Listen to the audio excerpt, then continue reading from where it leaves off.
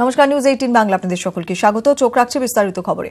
আরামবাগের ডোঙ্গলেও কি খাগড়াগড়ের মতোই জঙ্গি মডিউল বানানোর ছক ছিল? ডোঙ্গলের ঘাঁটিতে মিলেছে উচ্চ ক্ষমতা সম্পন্ন একাধিক ব্যাটারি, গোছা গোছা তার এবং ঘড়ি। তাহলে কি ডেরায় বসে আইইডি তৈরির ছক ছিল জঙ্গিদের? তবে কদর ও সাজ্জাদ গ্রেফতারের পর সেই ছক ভেস্তে গেছে। জঙ্গি ডেরা থেকে নিউজ 18 বাংলার এক্সক্লুসিভ রিপোর্ট।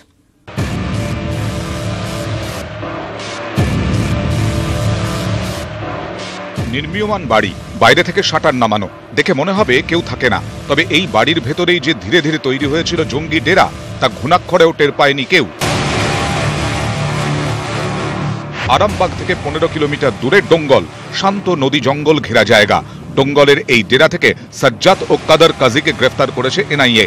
এই বাড়িতে কদর এসেছিল 3 মাস আগে, সাজ্জাদ এসেছিল 15 দিন আগে। তাদের ঘর থেকে তল্লাশিতে উদ্ধার হয়েছে গোছা গোছা তার, উচ্চ ক্ষমতা সম্পন্ন ব্যাটারি, ঘড়ি। এই সব সরঞ্জাম দিয়ে আইইডি বা বিস্ফোরক তৈরি হয়। ঠিক এমনই তো উদ্ধার হয়েছিল খাগড়াগড় থেকে। তাহলে এখানেও কি খাগড়াগড়ের মতো জঙ্গি মডিউল তৈরির পরিকল্পনা ছিল? এই সেই ডেরা, এখানেই ছিল কদর এবং সাজ্জাদ, যাদের এনআইএ গ্রেপ্তার করেছে গতকাল সন্ধ্যায়। এই সেই ডেরা, এবং এই যে দেখা যাচ্ছে এখানে ব্যাগ রয়েছে, এই ব্যাগে এই সব এখানেই কদর তার নিজের ব্যাগ রেখে দিয়েছিল, সাজ্জাদের ব্যাগ ছিল এখানেই, এবং এই ব্যাগের মধ্যেই ছিল হচ্ছে গোছা গোছা তার, ছিল উচ্চ ক্ষমতা সম্পন্ন ব্যাটারি, বেশ কিছু ঘড়ি মিলেছে এই ডেরা থেকে। বড়টার নাম কদর, হ্যাঁ নূর বলতো, আর ছোটটার নাম সাইদ। ও 3টে হাত ঘড়ি ছিল। আর ব্যাটারি ব্যাটারি ছোট ছোট ব্যাটারি ছিল, 3-4টে ছিল। 2 থেকে 8 ইঞ্চি হবে ব্যাটারিগুলো। আর একটা মানে এত বড় একটা মানে দেওয়াল ঘড়ির মতন গলা, দেওয়াল ঘড়ি একটা ছোট মতন ছিল, বড় বড় সাইজ হলো। ব্যাটারি আলাদা, ওগুলো আলাদা ব্যাটারি, আমরা আমরা দেখিনি কোনোদিন। বাড়ি বা জায়গা পছন্দের ক্ষেত্রেও খাগড়াগড়ের সঙ্গে মিল পাওয়া যাচ্ছে। এমনকি কদর ও সাজ্জাদের গতিবিধিও মনে করিয়ে দিচ্ছে খাগড়াগড়ের নাম। খাগড়াগড়ের মতো নিরিবিলি জায়গায় জঙ্গি ঘাঁটি তৈরি হলে সন্দেহ এড়ানো যাবে। তেমনি ডোঙ্গলের মতো শান্ত এলাকা পছন্দ করলেও পুলিশের চোখে ধুলো দেওয়া যাবে। খাগড়াগড়ে জঙ্গিরা এমন বাড়ি পছন্দ করেছিল যে বাড়ি থেকে দূরে রাস্তা দিয়ে পুলিশ এলে দেখা যায়। ডোঙ্গলের বাড়ি থেকেও দূরের রাস্তায় নজর রাখার সুবিধে ছিল। খাগড়াগড়ে জঙ্গিরা সেলাই মিস্ত্রির পরিচয়ে এসেছিল, ডোঙ্গলে কদর ও সাজ্জাদ থাকতো রাজমিস্ত্রির পরিচয়ে। খাগড়াগড়ের ঘাঁটি থেকে বিস্ফোরক তৈরির ফর্মুলা ও জঙ্গি কার্যকলাপের বিভিন্ন পুস্তিকা উদ্ধার হয়েছিল। এনআইএ সূত্রে খবর, কদর ও সাজ্জাদ অন্যদের মোবাইলে বিভিন্ন ওয়েবসাইট ঘাঁটত। তাহলে কি ওয়েবসাইটে বিস্ফোরক তৈরির ফর্মুলা খুঁজত জঙ্গিরা? এনআইএ কদরকে ধরার সময় সে তার মোবাইলটি বাড়ির পাশের জলাশয়ে ফেলে দেয়। ওই মোবাইলের খুঁজে জলাশয়ে তল্লাশি চালায় এনআইএ। সাজ্জাদ জানলা দিয়ে পালানোর চেষ্টা করে, যদিও শেষ রক্ষা হয়নি। কদর আর সাজ্জাদ গ্রেফতারের পর আরও এক খাগড়াগড় বানানোর ছক ভেস্তে দিল এনআইএ। ক্যামেরায় সন্দীপ পালের সঙ্গে শরদিন্দু ঘোষ ও বাপন সাঁতরা, নিউজ 18 বাংলা। বায়ুসেনা জওয়ান খুনে আজকে ব্যাংশাল আদালতের রায় ঘোষণা হতে চলেছে। 2016 সালে রেড রোডে গাড়ির ধাক্কা এবং কুচকাওয়াজের মহড়াতে গাড়িটি ধাক্কা মারে, সেই ছবি আমরা আপনাদের সামনে তুলে ধরেছিলাম। আজ আরও একবার মৃত্যু হয় সেই ঘটনাতে বায়ুসেনা জওয়ান অভিমন্যু গড়ের। মূল অভিযুক্ত সাম্বিয়া সোহরাব এই মুহূর্তে জেলবন্দি। অভিযুক্ত আরও 3 জন, তারা জামিনে মুক্ত রয়েছে। এই প্রত্যেকেরই রায় আজকে ব্যাংশাল আদালতে হতে চলেছে। সরাসরি এই মুহূর্তে আপনাদের নিয়ে যাব আদালত চত্বরে। বিচার ভবনের সামনে থেকে রয়েছেন সুজয় পাল, আমাদের প্রতিনিধি। সুজয়, লাস্ট কি আপডেট পাচ্ছ?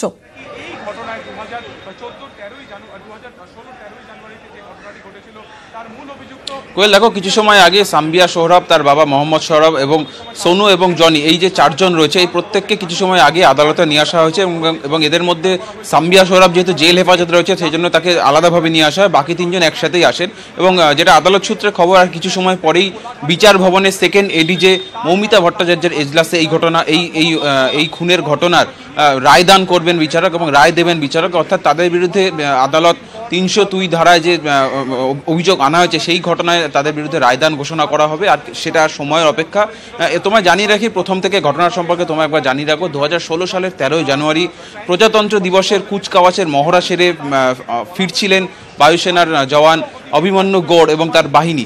সেই সময় নিয়ম বেড়াজাল ভেঙে, নিরাপত্তা বেষ্টনী ভেঙে অডি Q7 গাড়ি নিয়ে সজোরে গিয়ে ধাক্কা মেরে রাস্তায় পিষে বেশ কিছুটা টেনে হেঁচড়ে নিয়ে যাওয়া হয় এই বায়ুসেনা জওয়ানকে। সে সময় গাড়িতে উপস্থিত ছিলেন এই সাম্বিয়া সোহরাব, এবং তারপর থেকেই সেখান থেকে গাড়ি ঘুরিয়ে পালিয়ে যায় এবং প্রায় এক সপ্তাহ পর তাকে গ্রেফতার করা হয়। তারপর ধাপে ধাপে তার বাবা মোহাম্মদ সোহরাব এবং তার দুই সঙ্গী জনি এবং সোনু দুজনকে গ্রেফতার করা হয়।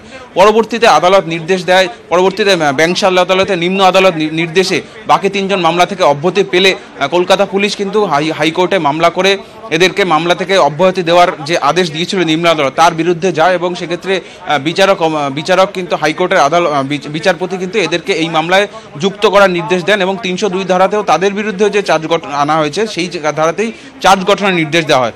তারপর প্রায় 1 বছর টানা বিচার প্রক্রিয়া চলে। সেই বিচার প্রক্রিয়া শেষে আজকে সেই রায়দান ঘোষণার দিন, এবং আজকে রায়দানের পরেই আগামীকাল এদের বিরুদ্ধে সাজা ঘোষণা হবে। অর্থাৎ আজকে আদালত জানাবে যে তাদের বিরুদ্ধে যে অভিযোগ আনা হয়েছে তা সেই অভিযোগ প্রমাণিত হয়েছে কিনা, এবং বা যে ধারায় অভিযোগ করা হয়েছে সেই ধারা গ্রহণযোগ্য হয়েছে কিনা, বা সেই ধারায় তাদের বিরুদ্ধে দোষ প্রমাণিত হয়েছে কিনা সেই জানানোর পরেই আগামীকাল তাদের সাজা ঘোষণা করা হবে। অর্থাৎ যে সাম্বিয়া সোহরাব সহ বাকি যে 3 জন রয়েছেন তাদের কি অবস্থা হবে, কারণ তুমি জানো যে সাম্বিয়া সোহরাবই সেই সময় গাড়ি চালাচ্ছিল, বাকি 3 জন সেই সময় উপস্থিত না থাকলেও তারা ঘটনার সঙ্গে প্রত্যক্ষ না হলেও পরোক্ষভাবে যুক্ত।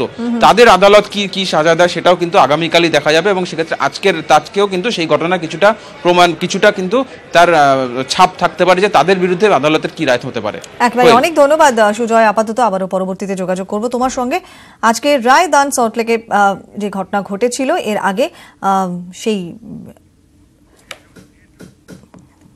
রেড রোডের ঘটনার পরিপ্রেক্ষিতে আজকে রায় দান করবে ব্যাংশাল আদালত। আসছি এবার পরে খবরে। আজকে সল্টলেকে সেক্টর 5 এ SDF বিল্ডিং এ আগুন লেগে যায়। ঘটনাস্থলে দমকলে 4টি ইঞ্জিন পৌঁছয়। আগুন নেভাতে হাইড্রোলিক ল্যাডারও ব্যবহার করা হয়। বহুতল থেকে ধোঁয়া বের হতে দেখা যায়, 4 তলা থেকে ধোঁয়া বের হতে দেখা যায়। বহুতলের ফায়ার অ্যালার্ম বেজে ওঠে। আতঙ্কে নিচে নেমে আসেন অফিস কর্মীরা। তাড়াহুড়ো করে নামতে গিয়ে বিপত্তিও হয়, পড়ে গিয়ে চোট পান বেশ কয়েকজন।